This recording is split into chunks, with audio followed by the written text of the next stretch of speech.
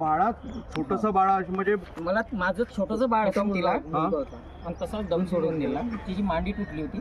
अरे बापरे. आणि 4 पेशंट होते, कमरेपासून काहीच नव्हतं त्यांना, तरी मी उचलले सर.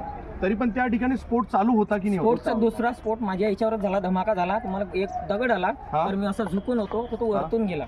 अरे बापरे. नाही तर मग माझं भीती तर काही होत खरं नव्हतं.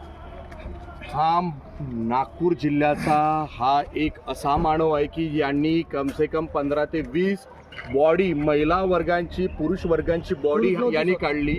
महिला वर्गांची बॉडी काढली आणि महिला वर्गाची बॉडी काढताना एक महिला अक्षरशः रडली म्हणते की माझं छोटंसं बाळ आहे आणि तिने जीव सोडून दिला.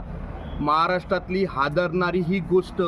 आणि हा एक महामानव की ज्यांनी सर्वस्व या ठिकाणी ब्लास्ट बघितला, या ठिकाणी काम करत होता आणि ब्लास्ट बघून सर्वस्व यांनी काय केलं, मी बाहेर काढलेलं. बाथरूमकडे आलो होतो, त्या कारणामुळे मी वाचलो. बाथरूमकडे आलो होतो. तुला मॅनेजमेंट बद्दल काय बोलायचं आहे? सर मी काय म्हणणार आहे, इथं मॅनेजमेंट काहीच नाही ना. नाही इथं समजा नाही, ॲम्ब्युलन्स आहे ते बारीक ना, सेफ्टी आहे, कोणाला मास्क नाही आहे, कोणाला काही हेल्मेट नाही आहे, कोणत्याच इथं गोष्टी अवेलेबल नाही. ना ट्रॅक सूट आहे, ना काही आहे, ना आपलं बूट आहे, कोणाला बूट नाही आहे, कोणाला हेल्मेट नाही, गॉगल्स आहे कोणाला. काय बोलणार आहे याच्यामध्ये? फायर ब्रिगेडच्या गाड्या 2 घंटेच्या नंतर आल्या.